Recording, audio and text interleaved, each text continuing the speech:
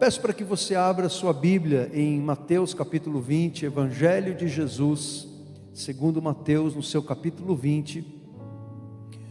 Nós vamos ler a partir do versículo 20. Mateus, Evangelho de Jesus, segundo Mateus, capítulo 20, a partir do versículo 20. Diz assim a palavra de Deus ao nosso coração: Então se aproximou de Jesus a mulher de Zebedeu com seus filhos. Aqui eu abro um parênteses para você entender. Esses filhos da mulher de Zebedeu são os apóstolos João e Tiago, que eram irmãos. Então se aproximou de Jesus a mulher de Zebedeu com Tiago e João, e adorando-o, pediu-lhe um favor. Jesus lhe perguntou: o que você quer? E ela respondeu: mande que no seu reino estes meus 2 filhos se assentem, um à sua direita e o outro à sua esquerda. Mas Jesus disse: vocês não sabem o que estão pedindo. Será que podem beber o cálice que eu estou para beber? Eles responderam: podemos. Então Jesus lhes disse: vocês beberão o meu cálice. Quanto a sentar à minha direita e à minha esquerda, não me compete concedê-lo, pois é para aqueles a quem está preparado por meu Pai. Quando os outros 10 discípulos ouviram isso, ficaram indignados com os 2 irmãos. Então Jesus, chamando-os para junto de si, disse: vocês sabem que os governadores dos povos os dominam e que os maiorais exercem autoridade sobre eles. Mas entre vocês não será assim. Pelo contrário, quem quiser tornar-se grande entre vocês, que se coloque a serviço dos outros. E quem quiser ser o primeiro entre vocês, que seja servo de vocês. Tal como o Filho do Homem, que não veio para ser servido, mas para servir e dar a sua vida em resgate por muitos. Amém, meus irmãos? Palavra de Deus ao nosso coração.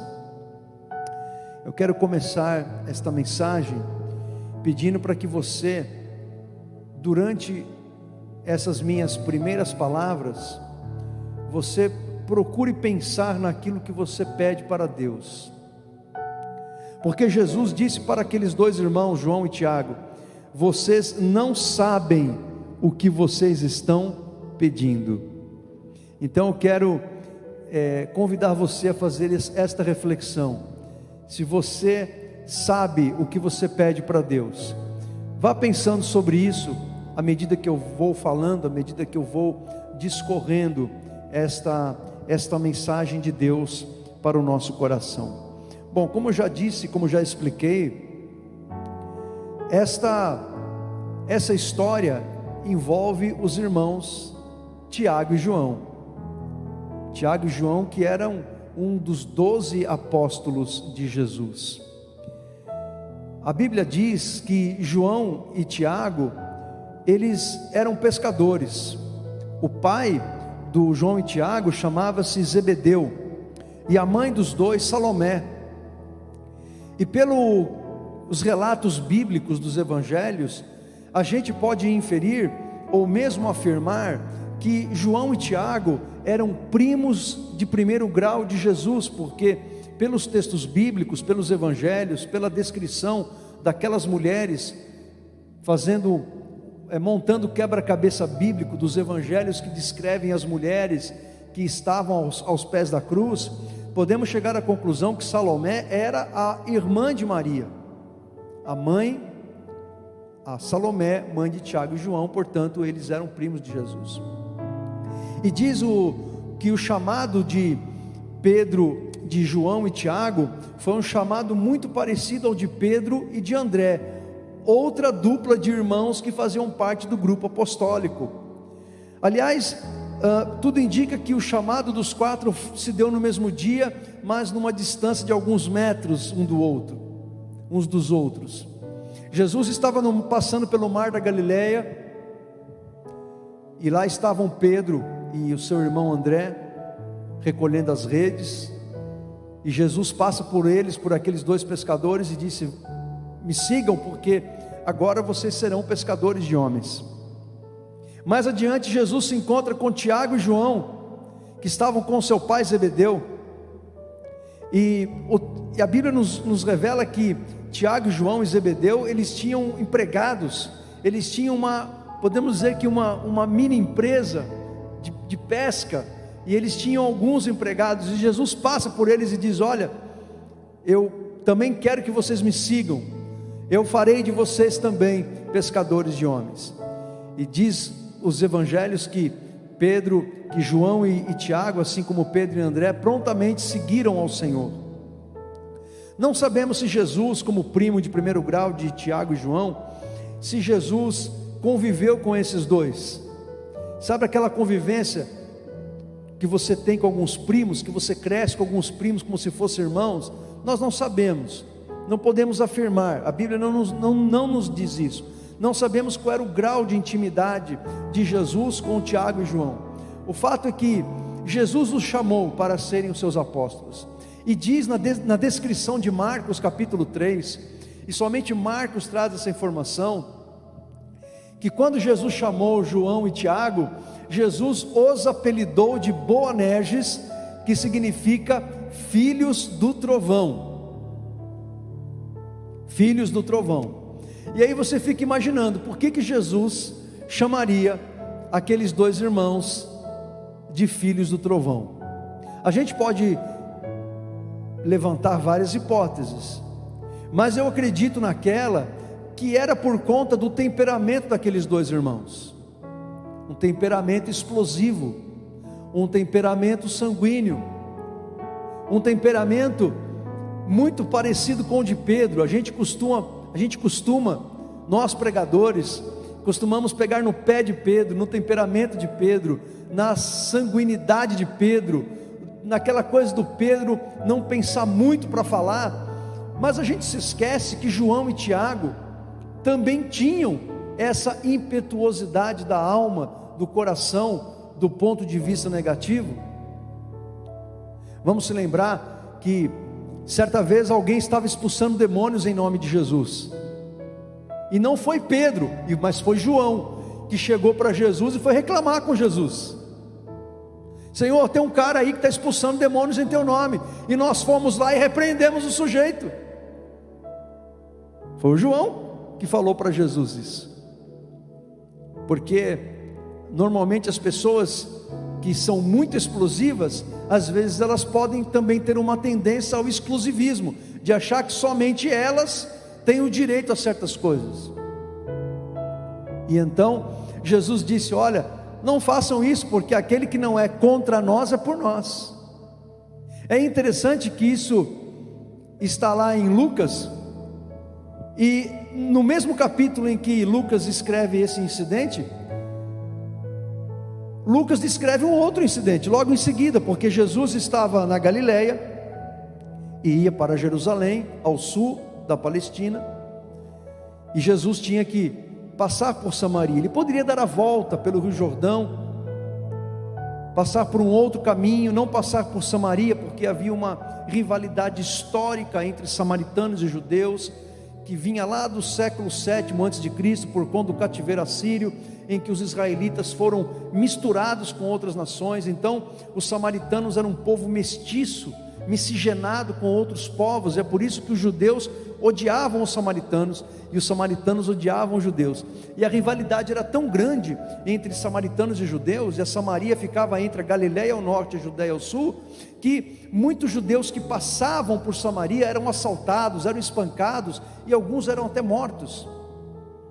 Então Jesus enviou alguns mensageiros à frente: olha, vão até Samaria e procurem hospedagem para a gente pousar à noite.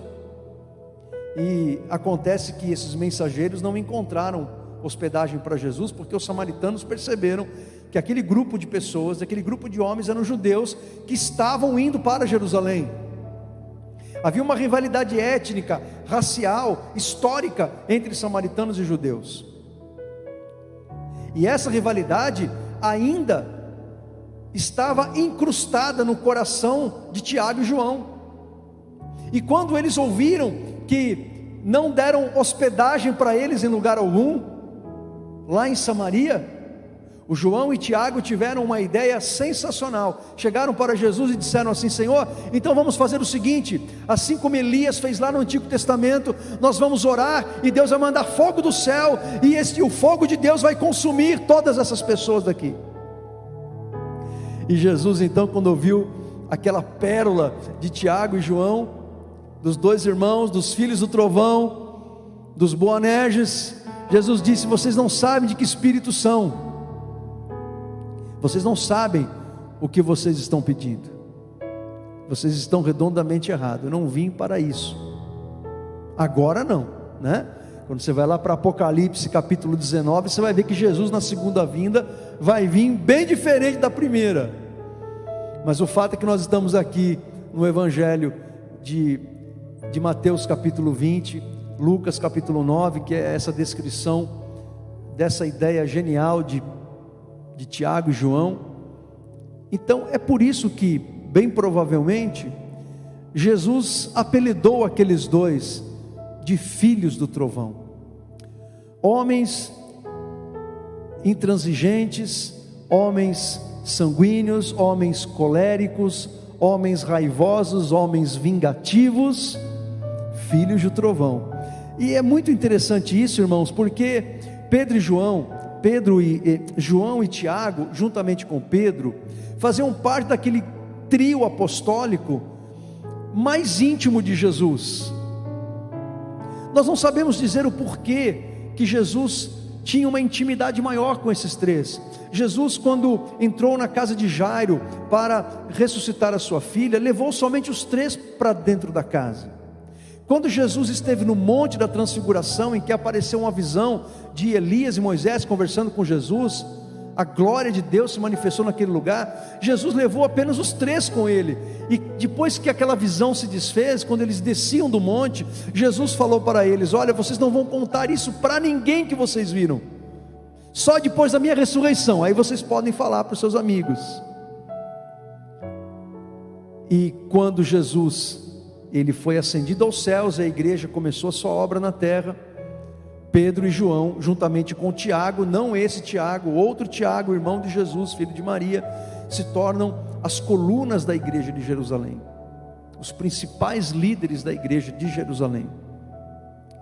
Então Jesus ele tinha um plano especial na vida daqueles três. Não que Jesus amasse mais os três do que os outros 9, não que Jesus não tivesse um plano especial para os outros 9, Jesus tinha, mas Jesus ele sabia que possivelmente ele tinha que trabalhar no caráter daqueles três, de uma forma especial, chamá-los para mais perto. Eram pessoas de difícil trato. Então Jesus os chamou de filhos do trovão. E Jesus chamou aqueles homens para serem os seus apóstolos, para serem pescadores de homens. Então nós encontramos nessa história que nós acabamos de ler, que o Tiago e João, eles tinham um desejo, e não sabemos como brotou essa ideia no reino que Jesus iria instaurar, porque quando eles estão falando de reino aqui, isso aqui é apenas um parênteses, eles não estão falando desse reino espiritual, universal, né? Que Jesus ele governa sobre tudo como Deus. Eles estão pensando naquele reino prometido a Davi, aquele reino que foi prometido a Davi para o descendente de Davi, que se estenderá depois por toda a eternidade também. Mas isso é um assunto escatológico difícil, né? Quando esse reino universal do Senhor e o reino prometido a Davi se fundirão, é muito difícil isso, mas o fato é que eles estão vislumbrando essa glória futura de Jesus, e surgiu no coração, não sabemos se daquela mãe, ou se daqueles dois, ou de um dos dois, a ideia de pedir para Jesus, que na glória futura do Senhor, que no reino futuro do Senhor, um se sentasse à sua direita e outro à sua esquerda. Um pedido bem básico, né, irmãos? Ó Senhor, a gente quer um ficar à sua direita e o outro à sua esquerda no seu reino futuro. Fico imaginando eles comendo em casa, fazendo uma refeição e pensando sobre isso. Poxa, será que se a gente não pedir para Jesus que a gente se assente, um à sua esquerda, outro à sua direita, será que Ele não poderia nos atender, nos dar essa honra? Não sabemos se essa ideia foi da mãe dos rapazes. O fato é que o Mateus, na sua narrativa, ele diz que João e Tiago foram acompanhados da sua mãe, e foi a mãe que fez o pedido para os dois. E aí eu fico pensando, sem querer fazer uma avaliação psicológica dessa família, ou de João e de Tiago, mas por que será que também eles não eram filhos de trovão? Essas pessoas que parece que não haviam aprendido que a vida dizia não para eles. Será que essa mãe não era uma mãe super protetora? Será que essa mãe não era uma mãe que dava tudo que os filhos Joãozinho e Tiaguinho queriam? Será que não era uma mãe que quando alguém lá na sinagoga falava: olha, os seus filhos não estão aprendendo a Torá direito, ela ia lá brigar com o rabi, dizendo: não, os meus filhos são maravilhosos, é o senhor mestre que está errado?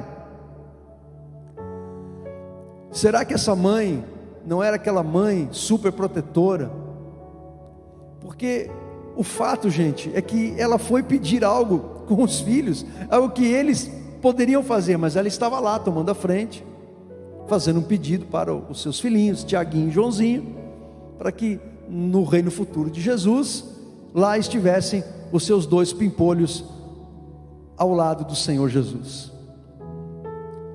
E quando Jesus ouviu aquilo, Ele disse para eles: vocês não sabem o que vocês estão pedindo. Será que vocês podem? E ele faz uma pergunta: será que vocês podem beber o cálice que eu estou para beber? Eles responderam: sim, podemos. Sim, podemos. Então, quando a gente olha para essa pergunta feita por Tiago e João a Jesus, o desejo do coração deles, um desejo até que infantil, que transparece uma certa imaturidade espiritual. Realmente eles não sabiam o que estavam pedindo para o Senhor. E aí ficamos imaginando como era essa família, com suas qualidades, com suas virtudes, mas também com seus defeitos. Será que João e Tiago não eram filhos de trovão? Será que não eram pessoas que não haviam aprendido a ouvir os nãos da vida? E é por isso que tinham aquele temperamento, por isso que será que talvez desejaram que Deus mandasse fogo pela oração deles? Eram ousados, vamos orar para que Deus mande fogo do céu, vamos pedir para Jesus para que a gente se assente, um à sua esquerda e outro à sua direita. Mas é um tipo de ousadia que não agrada a Deus. Deus quer que sejamos ousados na fé, Deus quer que nós sejamos ousados, intrépidos na fé, mas com as motivações corretas. É por isso que eu extraio dessa história algumas lições importantes para a nossa vida. E a primeira lição está baseada naquela pergunta que eu fiz inicialmente: será que nós sabemos o que nós pedimos para Deus? Essa é a primeira lição. Será que a gente sabe, primeiro, será que a gente sabe o que nós queremos da vida? Será que nós sabemos o que queremos da nossa vida? Será que nós sabemos o que nós queremos da vida com Deus? Será que nós sabemos o que Deus quer da nossa vida?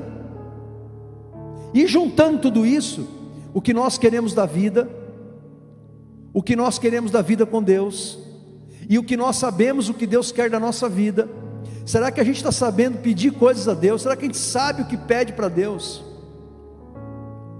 O fato, meus irmãos, o fato é que muitas vezes nós não sabemos o que estamos pedindo para Deus, e muitas vezes nós achamos que os nossos pedidos são justos, que os nossos pedidos estão agradando a Deus, mas Deus conhece a real intenção do nosso coração.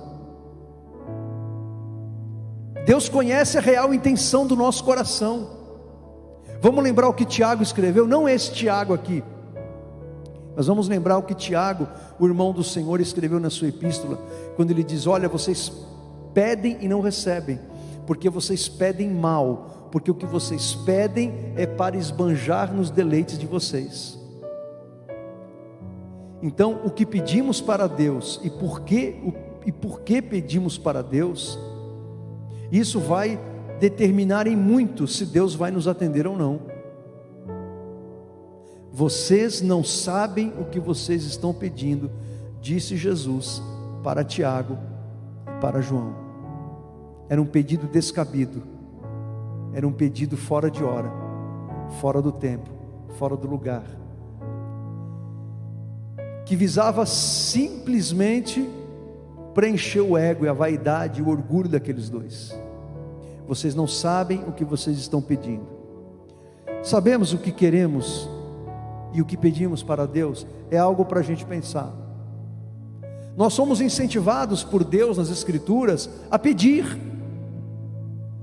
Há basicamente 3 tipos de oração: a oração que é petição, a oração petição, que nós oramos pedindo coisas que nós necessitamos ou desejamos para Deus; a oração intercessória, aquela oração que nós oramos em favor de outras pessoas, sejam crentes ou não; e aquela oração que está associada à adoração, aquela oração que você faz, em que na sua oração você eleva a sua adoração a Deus. Então a Bíblia nos ensina que há basicamente esses 3 tipos de oração. E é muito importante que quando a gente vai orar, a gente faça essas 3 orações.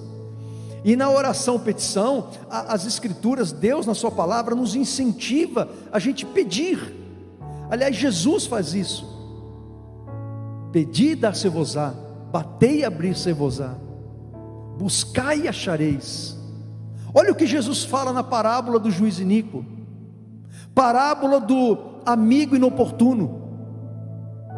E Lucas, ele diz que essas parábolas foram ditas por Jesus com a finalidade de nos ensinar a orar sempre sem esmorecer.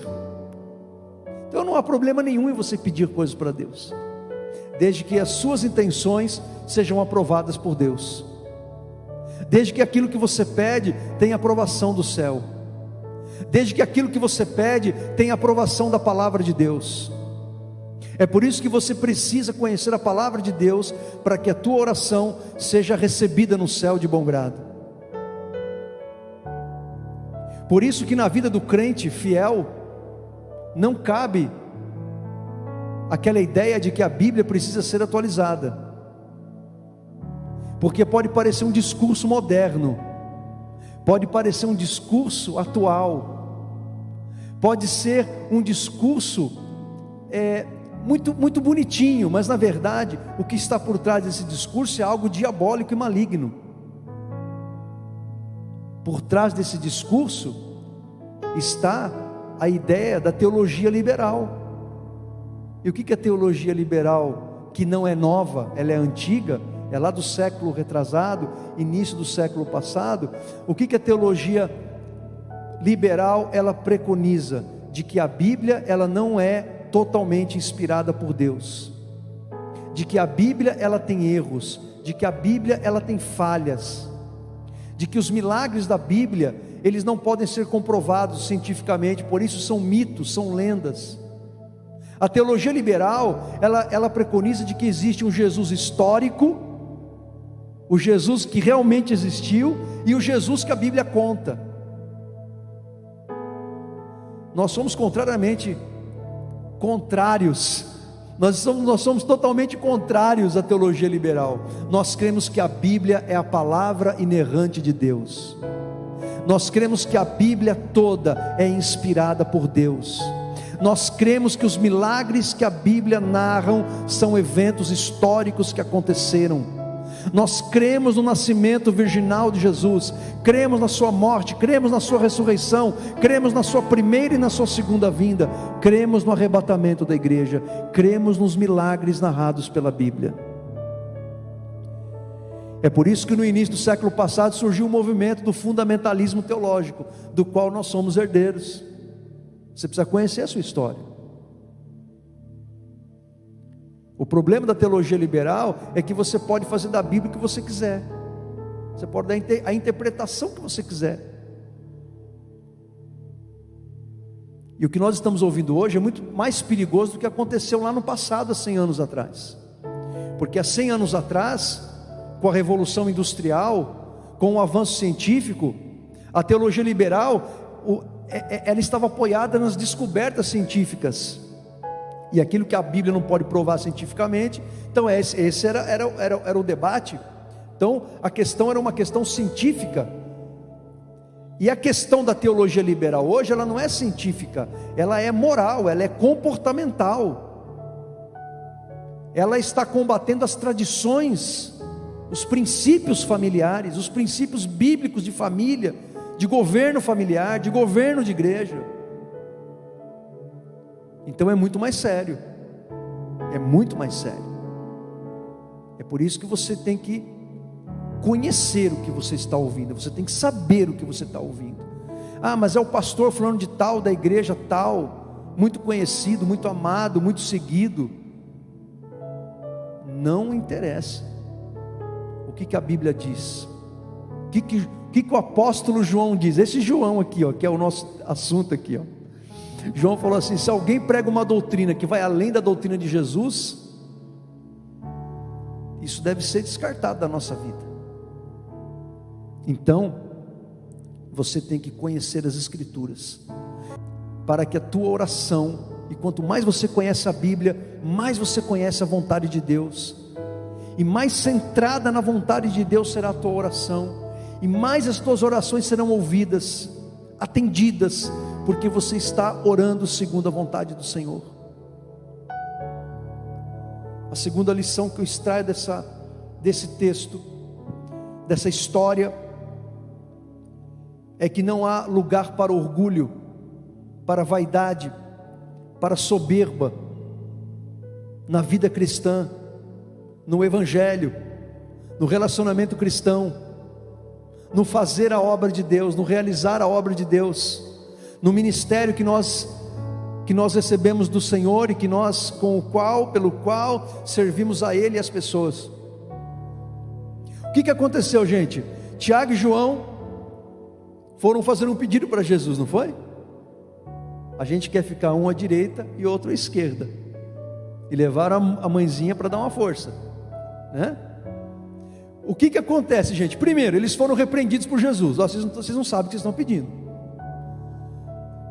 O assentar à minha esquerda e à minha direita não compete a mim decidir, mas que vocês vão beber o meu cálice, vocês vão beber. E aí, qual foi o resultado, o reflexo disso entre o grupo apostólico, entre os 10? O texto que nós lemos diz que eles ficaram indignados com os dois irmãos. E vocês pensam que aqueles 10 ficaram indignados por causa da justiça divina?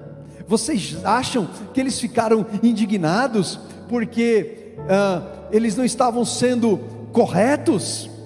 Vocês acham que eles ficaram indignados com João e Tiago porque aquilo não era espiritualmente correto? O texto não diz, mas sabe o que eu acredito, pelo contexto dos evangelhos?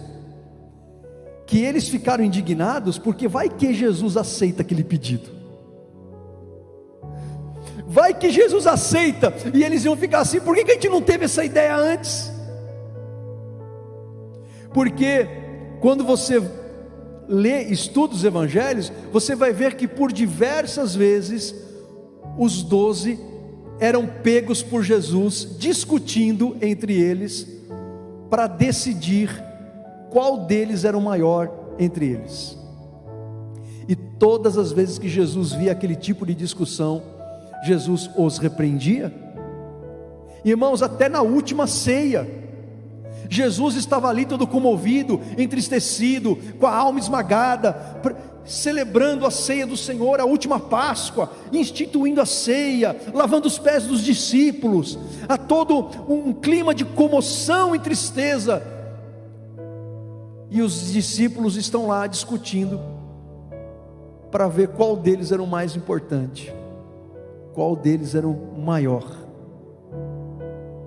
Eles não estavam entendendo nada que estava acontecendo ali, naquela última ceia. Eles iam entender depois, né, que Jesus ressuscitou, mas naquele momento eles não estavam entendendo o que estava acontecendo. Então veja como que o orgulho, e nós sabemos disso, e quanto mais tempo de cristianismo você tem, você vai concordar comigo, e quanto mais tempo de trabalho na obra de Deus você tem, você vai concordar comigo, que o orgulho, a soberba, a vaidade, só trazem problemas, primeiro para a nossa própria vida, primeiro para o nosso próprio relacionamento com Deus, porque a Bíblia diz que Deus resiste ao soberbo, mas Ele dá graça ao humilde. O pedido de João e Tiago não tinha outro propósito senão a glória deles mesmos, a exaltação deles mesmos, inflar o ego deles mesmos.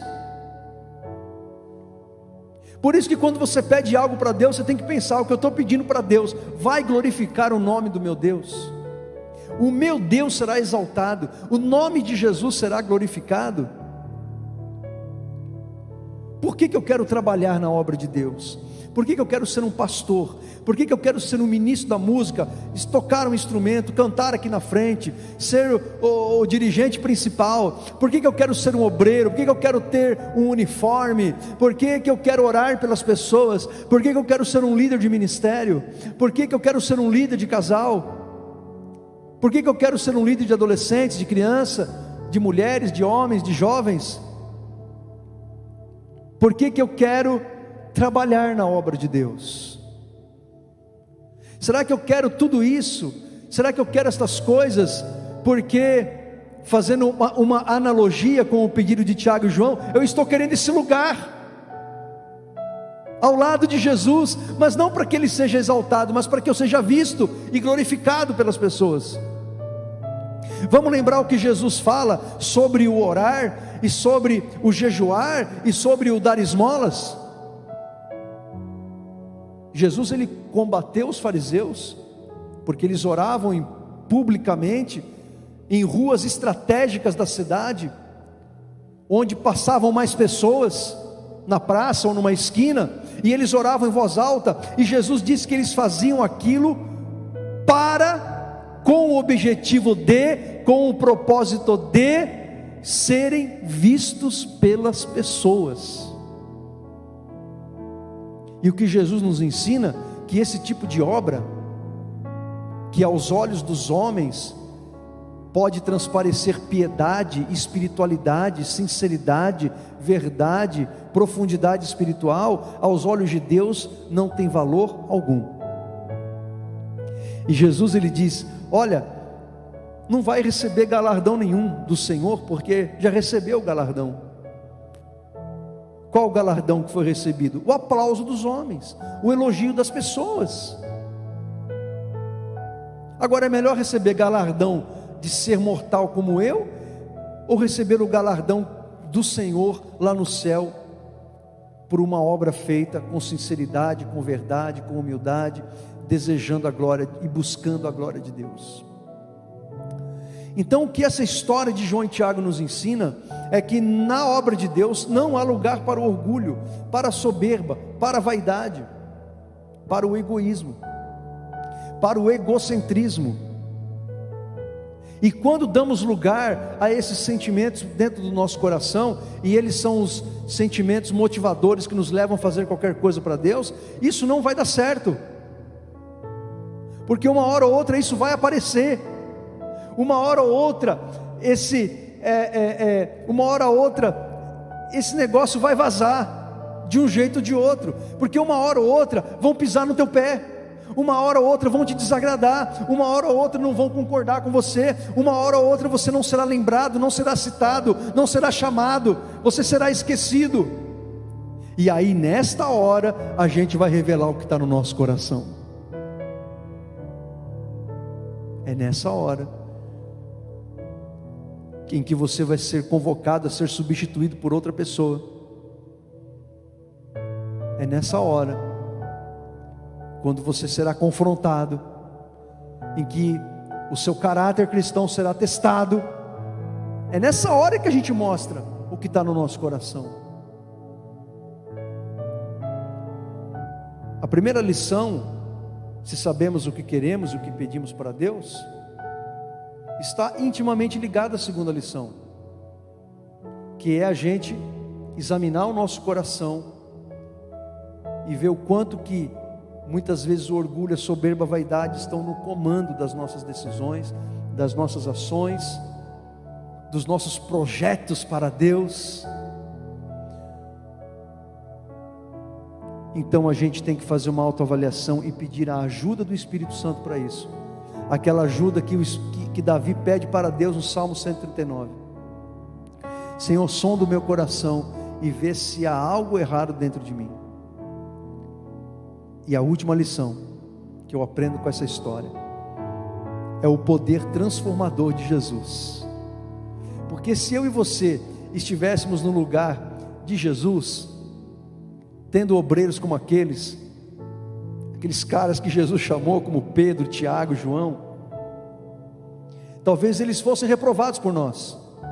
Depois de 3 anos de caminhada, os caras estavam ainda pisando na bola. Não é possível, 3 anos andando com vocês não aprenderam ainda. Mas Jesus não desistiu de nenhum deles. Jesus não desistiu deles. Jesus, ele foi capaz de ver qualidades e virtudes naqueles homens. E Jesus, ele foi capaz de saber que, pelo poder do Espírito Santo, aqueles homens poderiam ser usados pelo seu poder. O poder transformador do Evangelho. Dando um salto na história, o fato é que Tiago e João se tornaram uma bênção nas mãos de Deus. Os filhos do trovão se tornaram em verdadeiros filhos de Deus. Se tornaram pregadores do Evangelho. Jesus disse para eles: eu não posso afirmar que se vocês poderão se assentar à minha esquerda ou à minha direita, mas o fato é que vocês vão beber do cálice que eu tenho a beber. E sabe o que aconteceu, gente? Acabou acontecendo que o Tiago, o irmão do João, ele foi o primeiro apóstolo do Senhor a morrer como mártir, assassinado, decapitado pela espada de Herodes. Atos capítulo 12. Não sabemos o porquê, mas Lucas, o que narra essa história, ele é sucinto ao trazer esse fato. Ele não entra em detalhes como ele entra, por exemplo, na morte de Estevão, ou na libertação de Pedro, que vem logo em seguida, a morte de Tiago. Mas o fato é que ele diz que o Herodes, ele mata o Tiago. Isso agrada aos judeus. Então ele manda prender a Pedro. Então o Tiago, ele é morto decapitado. Pouco sabemos sobre o Tiago, irmão de João. Pouco sabemos. Sabemos que era pescador. Sabemos que ele foi fazer esse pedido com seu irmão para Jesus. Sabemos muita pouca coisa desse Tiago. Do João sabemos bastante coisa, mas do Tiago sabemos pouca coisa. Mas nós podemos nos perguntar: por que será que Herodes escolheu Tiago de todos os apóstolos? Por que ele escolheu Tiago? A gente não pode afirmar com certeza, foi por isso, porque a Bíblia não nos diz. A tradição cristã também não nos dá nenhuma informação, mas a gente pode supor. A gente pode supor que o Tiago estava dando muito trabalho para as autoridades judaicas, que o Tiago estava dando muito trabalho para as autoridades civis, porque os Herodes, que não é uma pessoa, um título de uma família dos herodianos que reinavam naquela região da Palestina, com autorização dos romanos, aquele Herodes, que era neto do Herodes o Grande dos dias de Jesus, ele tem uma ação civil, não é uma ação religiosa, não é por causa da religião, embora ele queira agradar os judeus. A gente pode supor que o Tiago estava causando muitos transtornos ao Herodes, à comunidade judaica, por causa do seu amor, da sua devoção e da sua impetuosidade em pregar o Evangelho. A gente pode supor que aquele espírito sanguíneo, intempestivo do Tiago, a gente pode supor que Jesus, pelo Espírito Santo, converteu aquilo para o bem. Isso não é maravilhoso? Porque é isso que Jesus faz com a gente. É isso que Ele faz conosco. Quando Jesus entra na tua vida, Ele não muda a sua personalidade, Ele transforma o seu caráter. Quando você se converte, traços positivos da sua personalidade vão continuar ali em você, e coisas da sua personalidade que tendiam para o mal, Deus converte para o bem. E agora possivelmente o Tiago, que era um sujeito explosivo, sanguíneo, que ia para cima, Deus usa aquilo agora e o converte para o bem, transforma para o bem, para a pregação do Evangelho. Então a gente pode supor que o Tiago estava sendo um instrumento que estava incomodando o inferno, um instrumento nas mãos de Deus. Jesus transformou o filho do trovão num filho de Deus, cheio da graça de Deus. E o Lucas descreve o primeiro dos apóstolos a entregar a sua vida como mártir do cristianismo. O João, curiosamente, se o Tiago foi o primeiro apóstolo a morrer, diz a tradição cristã que João foi o último. E bem possivelmente, João foi o único dos apóstolos que não morreu como mártir, que teve uma morte natural. E morreu já bem idoso, bem velhinho. E a tradição cristã nos diz que João escreveu o evangelho que leva o seu nome, já com quase 100 anos de idade, na cidade de Éfeso.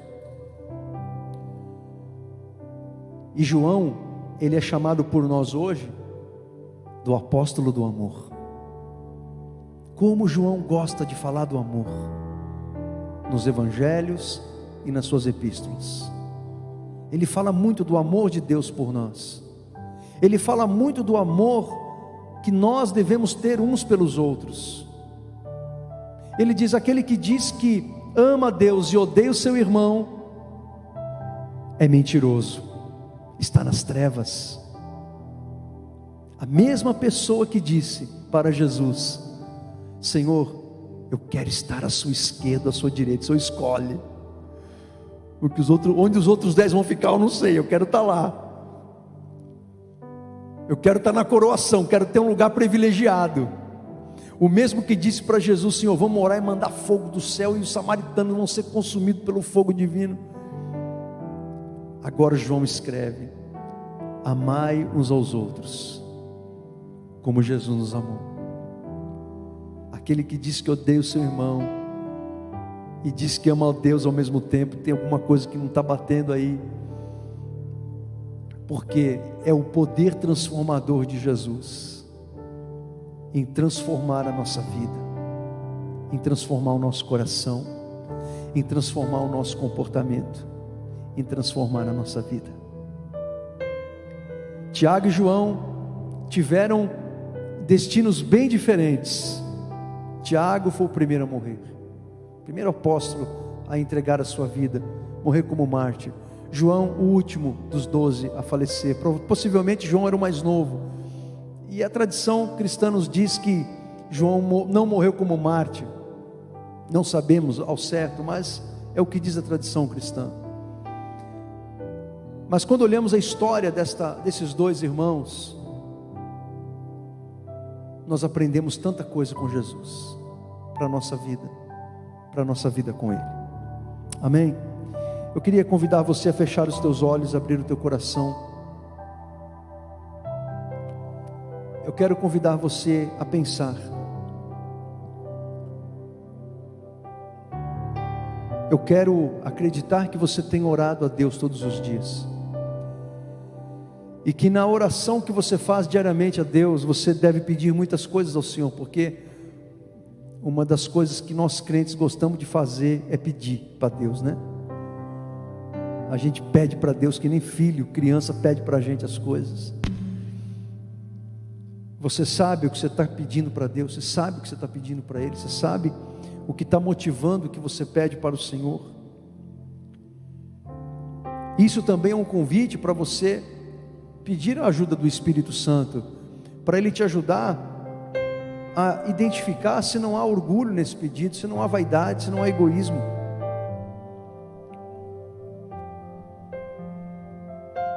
E ao mesmo tempo, se houver uma motivação errada, creia no poder transformador do Evangelho, creia no poder transformador de Jesus, creia no poder transformador do Senhor na sua vida, ou na vida daquela pessoa por quem você está orando. Senhor, nosso Deus, nosso amado e bendito Pai,